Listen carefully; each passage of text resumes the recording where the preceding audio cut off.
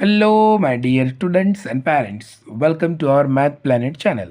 विद्यार्थी मित्रांनो, आज आपण जो व्हिडिओ बनवणार आहे तो इयत्ता 4थीच्या स्कॉलरशिप म्हणजे शिष्यवृत्ती परीक्षेला जी मुलं बसलेली आहेत, तसेच मंथन राज्यस्तरीय प्रज्ञाशोध परीक्षा यांना जी मुलं बसलेली आहेत, या दोघांसाठी हा अतिशय उपयुक्त असा व्हिडिओ होणार आहे. चला तर आपण सुरुवात करूया. पहा, आपल्यासमोर आज आपण इंग्रजी माध्यमाची म्हणजे जो प्रश्नपत्रिका सेमीमध्ये असते त्यातील इंग्रजीचा टॉपिक आज आपण समोर घेतलेला आहे. म्हणजेच इंग्रजी माध्यमातून प्रश्न आपल्यासमोर आहेत. जिथं गरज पडेल तिथं आपण मराठीतून स्पष्टीकरण तुम्हाला देऊया. ठीक आहे, okay. Which of the following number is written in international numerals. म्हणजेच काय की खालीलपैकी कोणती संख्या आंतरराष्ट्रीय संख्या चिन्हामध्ये लिहिलेली आहे. आता इंटरनॅशनल न्युमेरल्स म्हणजे काय की इंग्रजीमध्ये आपल्याला सर्व अंक पाहिजे. अतिशय सोपे आहे. मग इंग्रजीमध्ये अंक कुठे आहेत तर ऑप्शन नंबर 4मध्ये आहे. इथे जास्त स्पष्टीकरणाची गरज नाही आहे, त्याच्यामुळे option number 4 is the right answer. चला पुढचा प्रश्न आपण पाहूया. In the number 3 star 5 star 7 म्हणजे इथं एक असा नंबर आहे. If the same digits are at the place of star and the difference between the place value of those digit is 396 tens, then what is the product of face value of digit at place of star. प्रश्न जरी मोठा असला तरी आपण त्याचे बरोबर part करून तो समजून घेऊया. पहा, इन द नंबर म्हणजे असा एक नंबर आहे.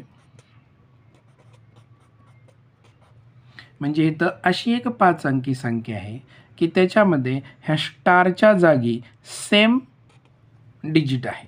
ओके, म्हणजे इथं जर तुम्ही 2 घेतला तर इथं पण तुम्हाला 2 घ्यावं लागेल. ओके, अशा पद्धतीची एक संख्या आहे. पुढे काय सांगितलेलं आहे, the difference between the place value of those digit म्हणजे इथं जो अंक असेल तोच अंक इथं असेल आणि ह्या दोघांच्या प्लेस व्हॅल्यूमधला जो डिफरन्स आहे तो किती दिलेला आहे 396 टेन्स. ओके, हा एक पार्ट झाला.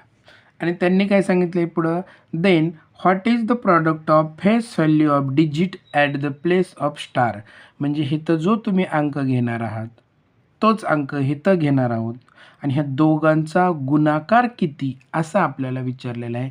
म्हणजे टार्गेट काय विचारलं आहे, स्टार गुणिले स्टार बरोबर किती, हे झालं आपलं टार्गेट. म्हणजे इथं जी संख्या घेणार आहोत तीच संख्या इथं आणि दोघांचा गुणाकार किती. तर अशा पद्धतीने हे आपल्याला प्रश्न विचारलेला आहे. म्हणजे आपल्याला इथपर्यंत पोहोचायचं आहे. आता पहिली गोष्ट 396 टेन्स म्हणजे कोणती संख्या. बघा, 396 जसे आहे तसं लिहिलं. टेन्स म्हणजे किती शून्य असतो तर टेन्स म्हणजे एक शून्य असतो, म्हणून आपण इथं एक शून्य लिहिला. इथं जर 100 असतं तर आपण 2 शून्य लिहिले असते, 1000 असतं तर 3 शून्य लिहिले असते आणि युनिट असतं तर शून्यच लिहिला नसता. म्हणजे आता प्रश्न काय तयार झाला, अशा पद्धतीने एक 5 डिजिट नंबर आहे. त्याच्या प्लेस व्हॅल्यूमधील म्हणजे इथं जो नंबर घेणार आहोत आणि इथं जो नंबर आहे यांच्या प्लेस व्हॅल्यूमधला फरक म्हणजेच वजाबाकी किती 3960 अशा पद्धतीने. आता तुम्हाला इथं क्ल्यू देतो, जर आपल्याला फरक हा 3000ने सुरुवात होणार असेल तर स्टारच्या जागी डायरेक्ट 4 हा अंक घेऊन टाकायचा, जास्त विचार करायचा नाही. जर तुम्हाला डिफरन्स 5000ने सुरुवात होणार असेल तर इथं डायरेक्ट 6 घेणार. 7000ने सुरू होणार असेल तर डायरेक्ट तुम्ही इथं 8 घेणार. तुमच्या लक्षात आलं असेल आता फरक 3000ने सुरू झालेला आहे म्हणून आपण डायरेक्ट 4 घेतलं. तुम्ही बघा ह्याच्या प्लेस व्हॅल्यूमधला ह्याची प्लेस व्हॅल्यू किती 4000. ओके, आणि ह्याची प्लेस व्हॅल्यू किती येणार आहे 40. ह्यांची वजाबाकी तुम्ही करून बघा, बरोबर एवढी येणार आहे. आता त्यांनी काय सांगितलं आहे, स्टारच्या जागी तुम्ही जो अंक घ्याल त्या दोघांचा गुणाकार किती. म्हणजे 4 गुणिले 4, 4 गुणिले 4 किती आले 16 म्हणजे 16. मग 16 कुठे आहे तर ऑप्शन नंबर 2मध्ये आहे, म्हणून option number 2 is the right answer. त्याचं स्पष्टीकरण थोडंसं मोठं दिलं कारण प्रश्नामध्ये 3 टप्पे होते. पुढे पहा, question number 28. If Maharashtra day falls on Thursday in the year 2025, then which day will be on 3rd June in the same year? आता बघा आपल्याला काय सांगितलेलं आहे की महाराष्ट्र डे म्हणजे महाराष्ट्र दिन कधी आहे? गुरुवारी आहे. ओके, म्हणजेच काय सांगितलेलं आहे आपल्याला? महाराष्ट्र दिन कधी आहे? तर तो गुरुवारी आहे. आता मग महाराष्ट्र दिन कधी असतो? तो असतो 1 मेला. ठीक आहे. Then which day will be on 3rd June in the same year, म्हणजे आपल्याला काय सांगितलेलं आहे? थोडक्यात 1 मेला जर गुरुवार असेल म्हणजे थर्सडे असेल, ठीक आहे, तर 3 जून 3rd जूनला आपल्याला कोणता वार असेल असं विचारलेलं आहे. आता इथं 1 मे, आता तुम्हाला तर माहिती आहे 1 तारखेला जो वार असतो तोच 29ला असतो, 2ला असतो तोच 30ला असतो, आणि जो 3 तारखेला असतो तोच 31 तारखेला वार असतो.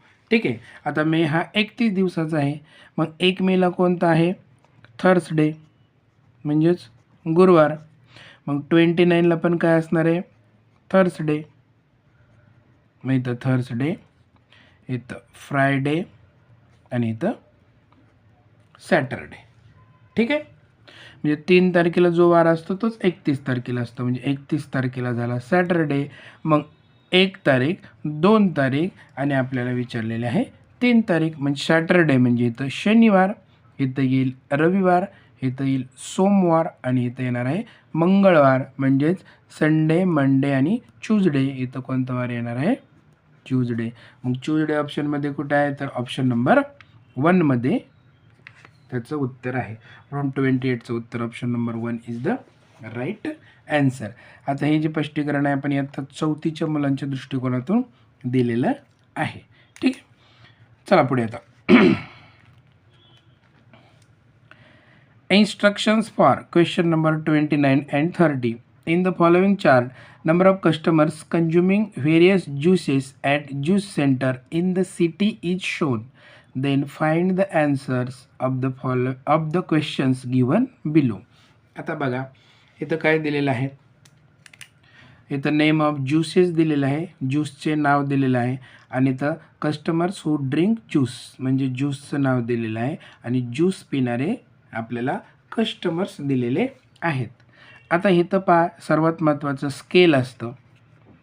इथं हा जो एक चेहरा आहे त्याच्यासाठी आपण किती कस्टमर पकडणार आहोत?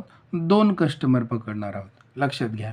म्हणजे लेमनसाठी किती बघा 1 2 3 4, परंतु आपल्याला एक चेहरा म्हणजे 2 कस्टमर सांगितलेले आहेत, म्हणजे 1 2 3 4. तर इथं आपण किती पकडणार आहोत? 8 पकडणार आहोत. हे लक्षात घ्या. पहा आता लेमनसाठी किती आहेत? 4, परंतु एक फेस म्हणजे किती? 2 कस्टमर, म्हणजे इथं किती येणार आहेत? लेमनला 8 येणार आहेत. रॉ मँगोला इथं 7 आहेत, म्हणजे किती येणार आहेत? 14 येणार आहेत. पाईनॲपलला इथं किती येणार आहेत? 16 येणार आहेत. आणि ऑरेंजला किती येणार आहेत? 10 कस्टमर येणार आहेत. आता आपलं कच्चं मटेरियल तयार झालं. इथं जर 3 असतं तर आपण प्रत्येकाला 3 ने गुणलं असतं, 4 असतं तर 4 ने गुणलं असतं. व्यवस्थित समजून घ्या. पहा पहिला प्रश्न आहे, what is the total number of consumers who drink raw mango juice? म्हणजेच काय की कैरी सरबत पिणारे एकूण ग्राहक किती? आता रॉ मँगो किती आहेत एकूण? तर रॉ मँगोमध्ये एकूण किती आहेत? 14. मग 14 कुठे? ऑप्शन नंबर 3 त्याचं ॲन्सर आहे. पुढे पहा, which of the following type of juice is drank by list number of consumers? म्हणजेच काय की खालीलपैकी कोणत्या प्रकारचा ज्यूस सर्वात कमी ग्राहक पितात? मग सर्वात कमी ग्राहक कोणता ज्यूस पितात? तर इथं बघा लेमनची संख्या आपल्याला कमी दिसत आहे, म्हणजे लेमन कुठे आहे? तर ऑप्शन नंबर 3 त्याचं उत्तर आहे. चला पुढे जाऊया. पुढचा प्रश्न पहा, which surface will not be adjacent to the surface S of the box formed by given figure? म्हणजेच आपल्याला इथं जी काही फिगर दाखवलेली आहे त्याच्यामध्ये हा जो S आहे या S या सरफेसच्या म्हणजे पृष्ठभागाच्या लगत कोणता पृष्ठभाग येणार नाही, will not be the adjacent, म्हणजे कोणता पृष्ठभाग येणार नाही. आता हे व्यवस्थित समजून घ्या, तुम्हाला हे ऑलरेडी माहिती असेलच, ज्यांना माहिती नाही त्यांच्यासाठी अशा पद्धतीची जर फिगर असेल बघा, क्यू आर एस टी, इथं पी आणि यू. आता तुम्हाला प्रश्न विचारतात की कोणते अक्षर एकमेकाच्या विरुद्ध दिशेला येईल, म्हणजेच ॲडजसंटला येणार नाही. तर तुम्ही अतिशय सोपे पाहिलं, इथं एक एक अल्टरनेट अक्षर शोधायचं. बघा, हा जो तिरका आहे हा पण तिरका आहे, म्हणजे पीच्या ॲपोजिट काय येणार आहे, यू येणार आहे, म्हणजेच हा ॲडजसंट येणार नाही. हे लक्षात घ्या, हे एकमेकाच्या विरुद्ध येतील परंतु शेजारी येणार नाहीत. शेजारी म्हणजे ॲडजसंट, आपल्याला तेच विचारलं आहे की ॲडजसंट. आता इथं पहा, क्यूचा एक सोडून कुठला आहे, यस, म्हणजे क्यूच्या ॲपोजिट बरोबर काय येणार आहे, यस येणार आहे. हा ॲपोजिट येईल परंतु ॲडजसंट येणार नाही, म्हणजे विरुद्ध बाजूला येईल परंतु लगत येणार नाही, शेजारी येणार नाही. मग आता राहिला काय, आर टी, मग आरच्या ॲडजसंट टी येणार नाही, म्हणजे हा ॲपोजिटला येईल परंतु ॲडजसंटला येणार नाही. मग आपल्याला प्रश्न काय विचारलेला आहे की एसच्या ॲडजसंट कोणता येणार नाही. मग एसच्या ॲडजसंट कोणता येणार नाही, तर क्यू हा ॲडजसंट येणार नाही. हे एकमेकाच्या विरुद्ध येतील, शेजारी येणार नाही आहेत, हे लक्षात घ्या. ॲपोजिट फेसेस म्हणजे एकमेकाच्या विरुद्ध आणि ॲडजसंट म्हणजे एकमेकाच्या शेजारी. आणि आपल्याला काय विचारले, नॉट बी ॲडजसंट म्हणजे विरुद्ध येणार, शेजारी येणार नाही, म्हणजेच विरुद्ध येणार, कोणता, क्यू येणार. तर option number 4 is the right answer. पुढे पहा, Shekhar covers a distance of 1 3/4 kilometres on his bicycle while going to school. Then how many meter distance does Shekhar cover on his bicycle? पहा, म्हणजे शेखर काय करतो, शाळेत जाताना 1 3/4 किलोमीटर हे अंतर जातो. तर त्यांनी थोडक्यात काय विचारलं आहे की 1 3/4 म्हणजे किती. आता 1 3/4 ह्यालाच मराठीमध्ये आपण काय म्हणतो, पावणे 2 किलोमीटर. ओके, आणि इंग्रजीमध्ये त्याला काय म्हटलेलं आहे, 1 3/4 किलोमीटर, हेच आपल्याला विचारलेलं आहे. आता तुम्हाला शिकवलेलं असेलच की 100 असतो, 100चा अ क्वार्टर किती असतो, 25, 2/4 किती असतो, 50 आणि 3/4 किती असतो, 75. तसंच 1000चा 1/4 म्हणजेच अ क्वार्टर किती असतो, 250, 2/4 किती असतो म्हणजेच हाफ किती असतो, 500 आणि 3/4 किती असतो, 750. आता एक किलोमीटर हे 1000शी निगडीत आहे, त्याच्यामुळे बघा 3/4 म्हणजे आपलं किती येणार आहे, 750. ओके, आणि 1चा 1 जसाच्या तसा लिहिला आणि हा जो किलोमीटर आहे त्याचं काय होणार आहे, मीटर होणार आहे. मग अशा पद्धतीने ऑप्शन कुठे आहे, 1750 मीटर, तो आहे ऑप्शन नंबर 3 मध्ये. 132चं उत्तर option number 3 is the right answer. पहा विद्यार्थी मित्रांनो, आपण 4थीला आहोत, अशा पद्धतीने आपण स्पष्टीकरण देण्याचा प्रयत्न करत आहोत, कारण पटापट सांगून पुढे पण जाता येईल परंतु सर्वांना समजलं पाहिजे ह्या दृष्टीने थोडा स्पष्टीकरणामध्ये वेळ जात आहे. एकदा तुम्हाला समजलं की पेपर खूप सोपा जाणार आहे. पहा इकडे 33, Sumitra ट्रिंग 2/9 flowers in a garland. Amruta string 3/9 flowers and remaining flowers were string by Purva. Then how many flowers did Purva string in a garland?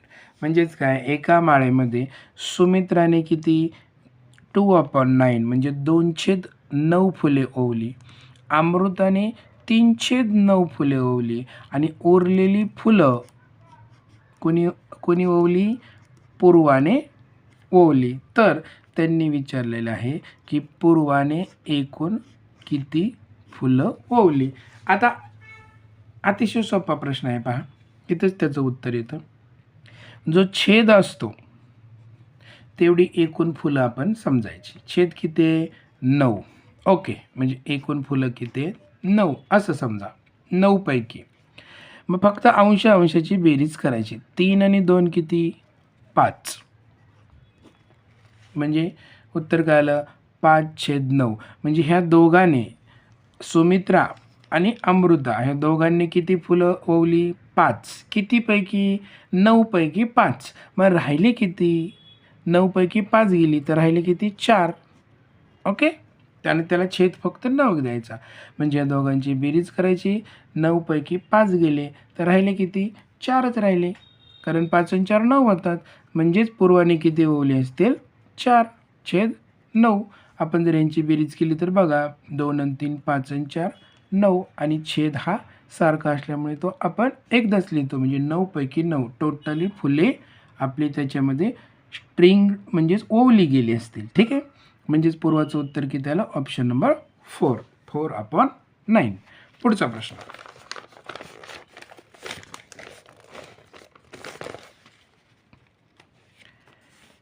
If there are 9 notes of 20 and remaining notes of 5 in 2.25 rupees, then how many total notes of rupees 5 will there be in that amount? म्हणजेच काय?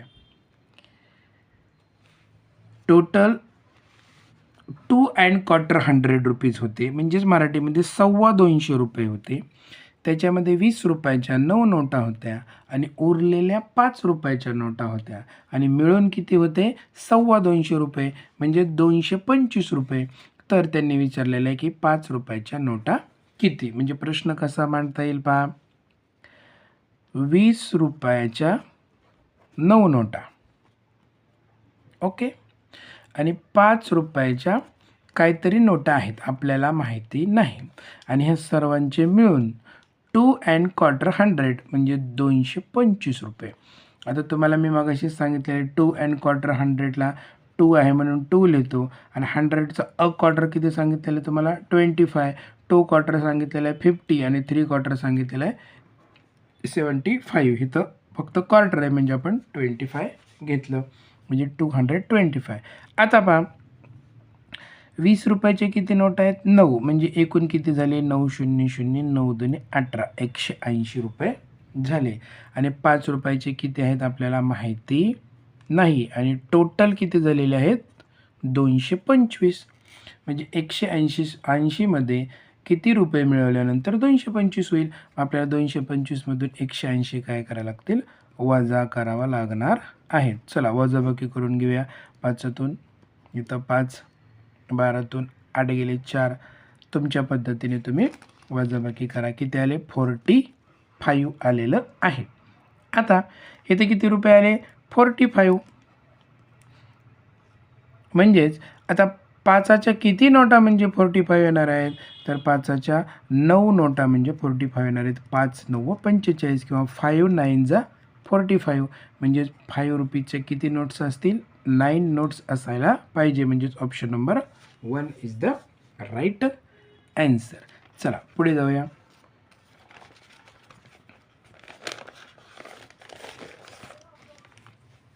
If 4/6 is added in the fraction shown by the shaded area in the adjoining figure, then what will be the answer?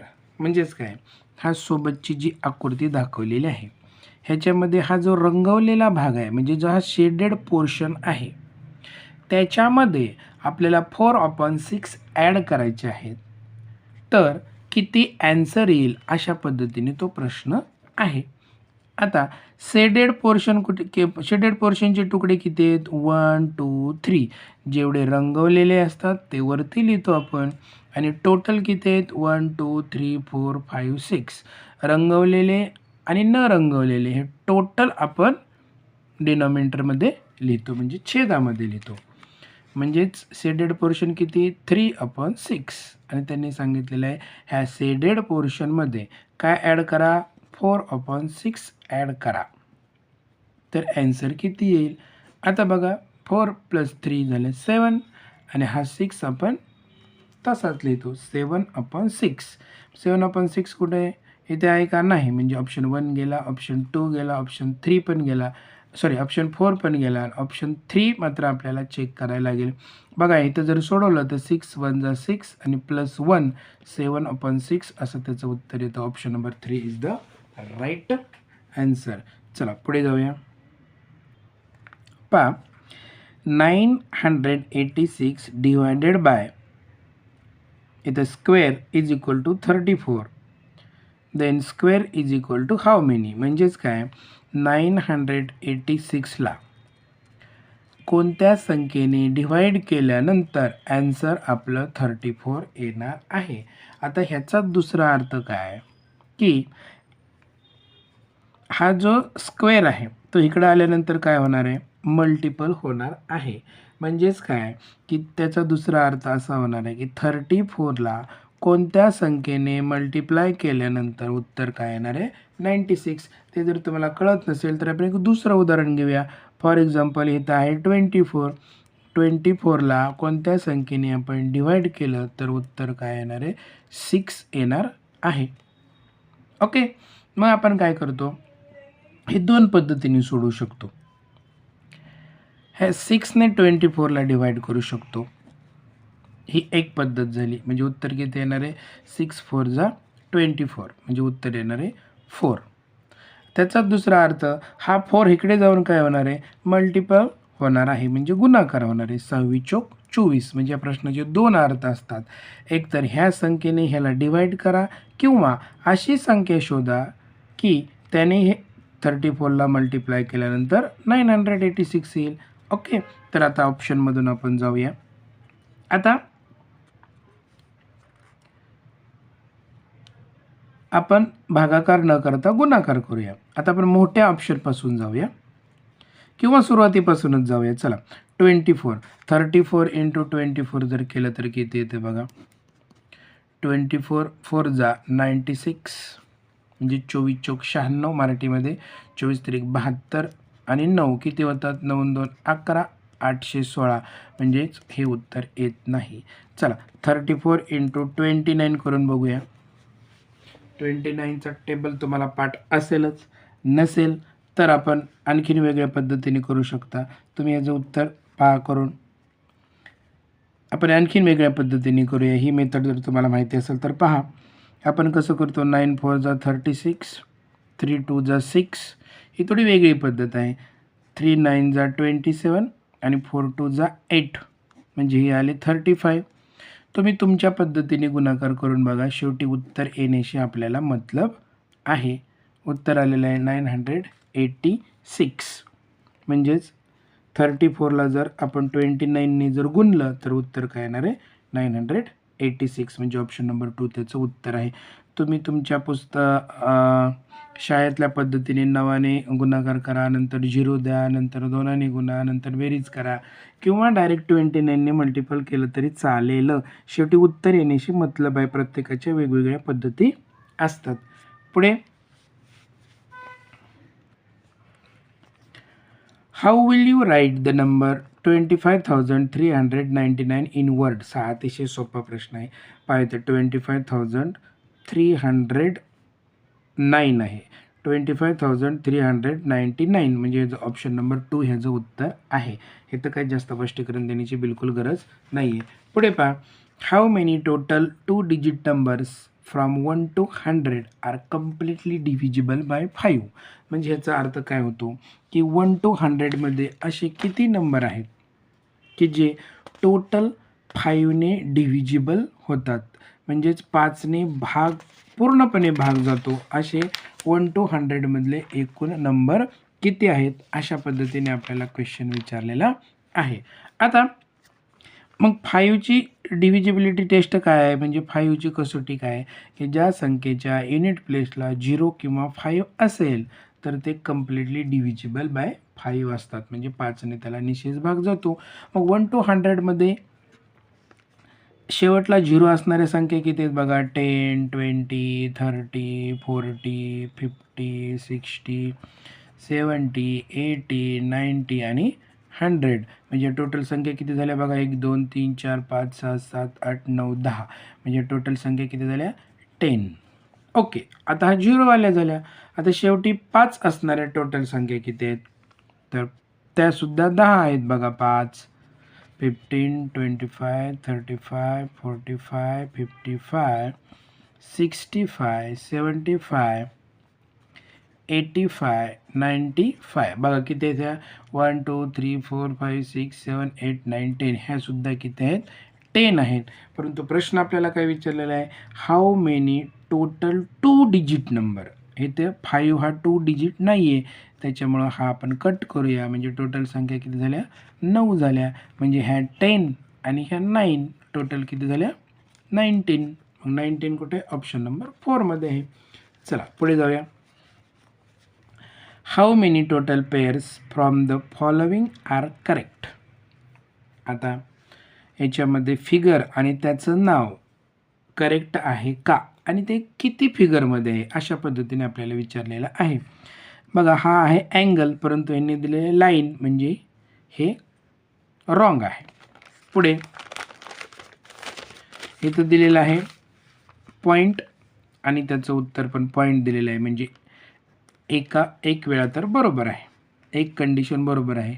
इथं रे दिलेलं आहे आणि त्याचं नावसुद्धा बरोबर दिलेलं आहे, म्हणजे ही जोडीसुद्धा बरोबर आहे. म्हणजे एकूण 2 जोड्या बरोबर आहेत. पुढे लाईन सेगमेंट, ही लाईन सेगमेंट आहे का? हो. म्हणजे रेषाखंड आहे का? हे सुद्धा बरोबर आहे. म्हणजे हाऊ मेनी टोटल पेअर्स बरोबर आहेत, तर 3 पेअर्स ह्या बरोबर आहेत. म्हणजे 3 ऑप्शन बरोबर आहेत. मग 3 कुठे आहेत? तर ऑप्शन नंबर 4मध्ये आहे. म्हणून 39चं उत्तर option number 4 is the right answer. पुढे पहा. Which of the following month doesn't have 31 days. आता खालीलपैकी कोणत्या महिन्यात 31 दिवस नसतात? मग 31 दिवस तुम्हाला माहिती फेब्रुवारीमध्ये नसतात. तिथं काही जास्त आपल्याला सांगण्याची गरज नाही आहे. Which of the following letter is not symmetrical. हा सुद्धा प्रश्न अतिशय सोपा आहे. आता नॉट सिमेट्रिकल म्हणजे खालीलपैकी असं कोणतं लेटर आहे की त्याची अगदी बरोबर 2 सारखे भाग होणार नाहीत. नॉट सिमेट्रिकल बोललेलं आहे. पहा, एला जर बरोबर असा आपण कट केला तर याचे 2 बरोबर सारखे पार्ट होतात. ईला पण आपण असा जर कट केला तर ईचे पण 2 सारखे पार्ट होतात. वायला जर असा कट घेतला तर वायचे पण 2 सारखे पार्ट होतात. परंतु पीचा हॉरिझॉन्टली घेतला काय आणि व्हर्टिकली घेतला काय, म्हणजे आडवा घेतला काय आणि उभा घेतला काय, कशाही पद्धतीने सारखे भाग होत नाहीत. त्याच्यामुळं आपल्याला नॉट विचारलेलं आहे आणि ऑप्शन नंबर 3 हे त्याचं उत्तर आहे. चला पुढे. Observe the following symbol pattern and choose the correct group of letters which have similar pattern. आता पहा, इथे मी एक पॅटर्नच काढलेला आहे. अशा पद्धतीचे प्रश्न सोडवताना अतिशय सोपी पद्धत वापरायची. ती म्हणजे कोणती? इथं फक्त ABCD द्यायची. इथं बघा टोटल फिगर किती आहेत बघा. इथं स्टार, हा रंगवलेला गोल आणि स्क्वेअर. सगळीकडे जर पाहिलं तर ह्याच 3 फिगर्स आपल्याला म्हणजे चिन्ह किंवा फिगर्स म्हणूया, हे काय होतात? सिम्बॉल बनवूया यांना. हे परत परत तेच येतात. म्हणजे ह्याला नाव दिलं आपण ABC. आता जिथं स्टार दिसेल तिथं आपण A नाव देणार. जिथं हा रंगवलेला सर्कल असेल तिथं आपण B नाव देणार आणि जिथं स्क्वेअर असेल तिथं आपण C नाव देणार. चला, अतिशय सोपं आहे ते. मग अशा पद्धतीने ते कुठं दिसते पहा. ABC, CAB, CCA, BCC. कुठे आहे ते बघा. ABC, CAB. ABC, CAB आहे का? हा गेला. ABC, CAB आहे. ABC, CAB. परंतु पुढे BC आहे का? नाही. म्हणजे हा सुद्धा गेला. ABC, CAB, CC. ABC, CAB, CC हा आहे. ओके. त्याच्यामुळे ऑप्शन नंबर 3 हा त्याचं उत्तर आहे. अतिशय सोपा प्रश्न असतो हा. पुढे पहा. 43. Which of the choose the correct option to fill the blank place. Okay. जो ब्लँक प्लेस आहे तो आपल्याला काय करायचा आहे? भरायचा आहे. There are total dot dot surfaces to cube. म्हणजेच जो क्यूब असतो, घनाकृती असते, त्या घनाकृतीला एकूण पृष्ठभाग किती असतात? आता घनाकृतीचं उदाहरण म्हणजे आपण जो तुम्ही सापशिडी वगैरे खेळता त्याच्यामध्ये जो क्यूब असतो, डायस असतो, त्याला एकूण किती सरफेस असतात म्हणजे सपाट भाग असतात. तर त्याला किती सपाट भाग असतात? टोटल 6 असतात. 6 हे तुम्हाला माहितीच आहे. त्याच्यामुळे ते तर जास्त आपल्याला स्पष्टीकरणाची गरज नाही. ऑप्शन नंबर 1 हे त्याचं उत्तर आहे. पुढे पहा.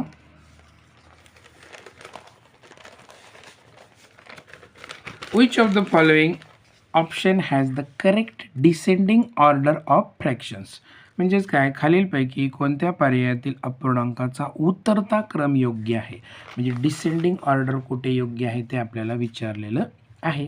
आता इथं दोन पद्धती आहेत. पहा, इथं जर नीट पाहिलं तर ह्यांचे न्यूमरेटर सेम आहेत, म्हणजे ह्यांचे अंश सारखे आहेत ह्या दोघांची, आणि ह्या दोघांचे छेद सारखे आहेत.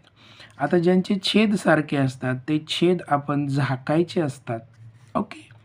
आणि त्याच्यामध्ये जो लहान असतो तोच अपूर्णांक लहान असतो, आणि ज्याचा अंश मोठा असतो तो अपूर्णांक काय असतो? मोठा असतो. म्हणजे इकडे पहा, हा लहान मोठा मोठा, म्हणजे हा कोणती ऑर्डर आहे? ही असेंडिंग ऑर्डर आहे. आपल्याला डिसेंडिंग विचारलेली आहे, म्हणजे बी तर गेला. इथे पहा, 12, 8 आणि 3 हा मोठा, त्याच्यापेक्षा लहान आणि त्याच्यापेक्षा लहान, म्हणजे ही डिसेंडिंग ऑर्डर कम्प्लिटली बरोबर आहे. म्हणजे आपल्याला सी तर सापडला. ओके. आता आपल्याला ए आणि डी पाहायचं आहे. आता ए आणि डी मध्ये काय आहे? ह्याचे अंश सारखे आहेत, आणि ज्याचे अंश सारखे असतात त्याचे आपण छेद पाहायचे. आता इथं रूल्स काय व्यवस्थित समजून घ्या. ज्याचे अंश सारखे असतात त्याच्या छेदाकडे आपण पाहायचं, आणि ज्याचा छेद लहान तो अपूर्णांक मोठा असतो. परत मी रिपीट करतो. ज्या अपूर्णांकाचे अंश म्हणजे न्यूमरेटर सारखे असतात त्याचे आपल्याला डिनॉमिनेटर पाहायचे, आणि ज्याचा डिनॉमिनेटर म्हणजेच छेद, ज्याचा छेद लहान तो अपूर्णांक मोठा असतो. म्हणजे पहा, हा लहान आहे, हा त्याच्यापेक्षा मोठा आहे, आणि हा त्याच्यापेक्षा मोठा आहे. काय? छेद. म्हणजे ज्याचा छेद लहान तो अपूर्णांक मोठा, म्हणजे हा मोठा, हा त्याच्यापेक्षा लहान, हा सर्वात लहान, म्हणजे हा सुद्धा आपला डिसेंडिंग ऑर्डर फॉलो करतो. इथं उलटा आहे, हा छोटा आहे, हा त्याच्यापेक्षा मोठा आहे, आणि हा सर्वात मोठा आहे.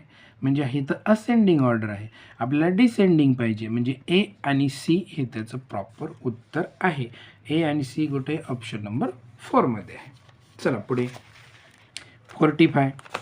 आता 45ला फक्त ॲडिशन आहे, म्हणजे बेरीज आहे, आणि ती बेरीज तुम्हाला आरामसे येणार आहे.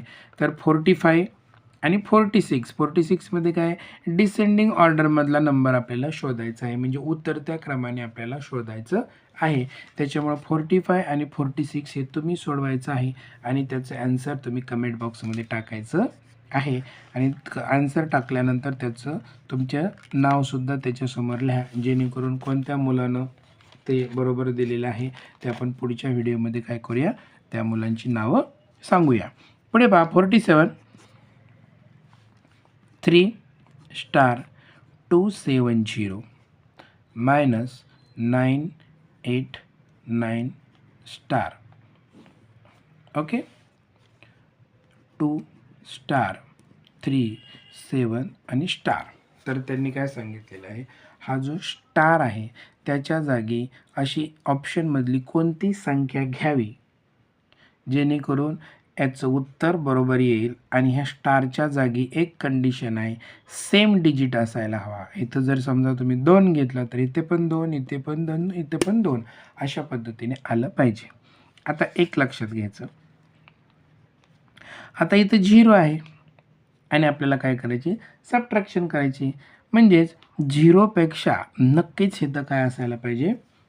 लहान अंक असायला पाहिजे, किंवा मोठा असला तरी चालणार आहे. पहा, इथं जर 2 जर घेतला आपण, ठीक आहे, तर आपण काय करणार आहेत? हे तर हातचे घेणार आहेत, म्हणजे ह्याला 10 म्हणणार आहोत. 10 मधून 2 गेले, इथं 8 राहणार आहे. म्हणजे इथं 2 घेतला तर इथं 8 येणार आहे.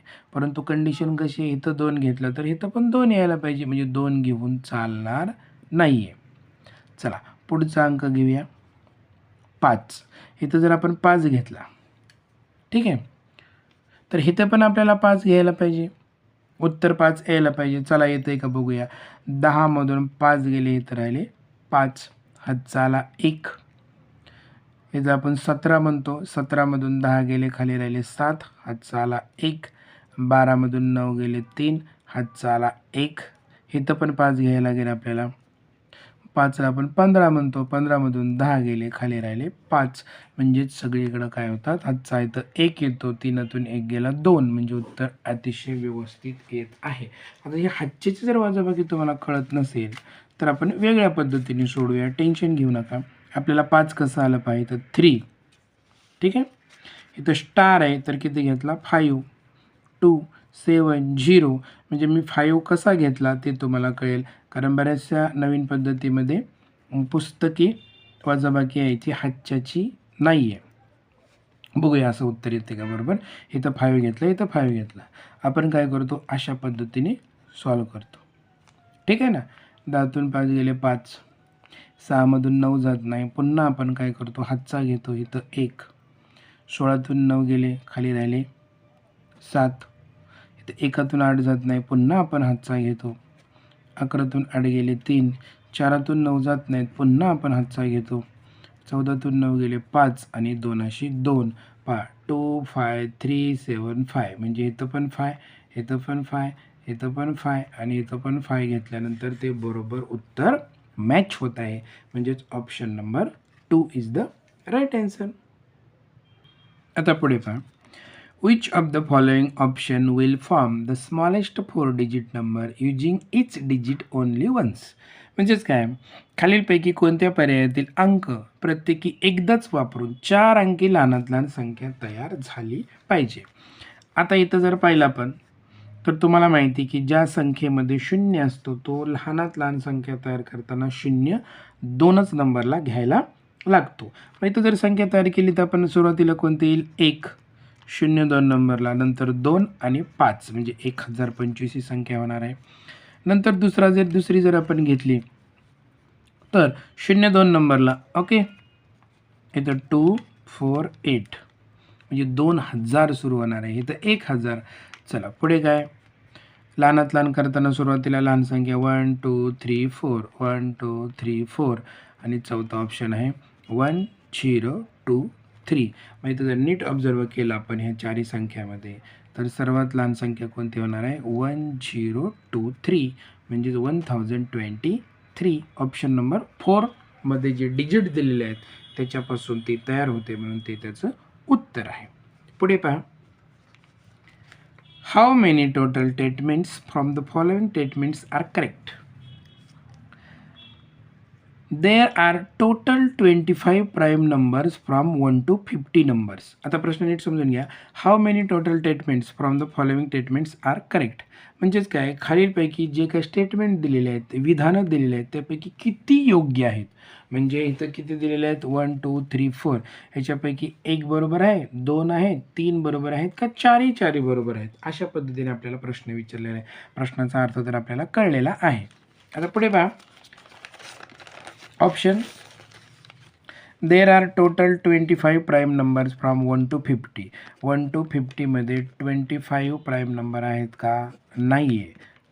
1 to 100 मध्ये 25 प्राईम नंबर आहेत. 1 to 50 मध्ये 15 प्राईम नंबर आहेत. ते लक्षातच ठेवा तुम्ही.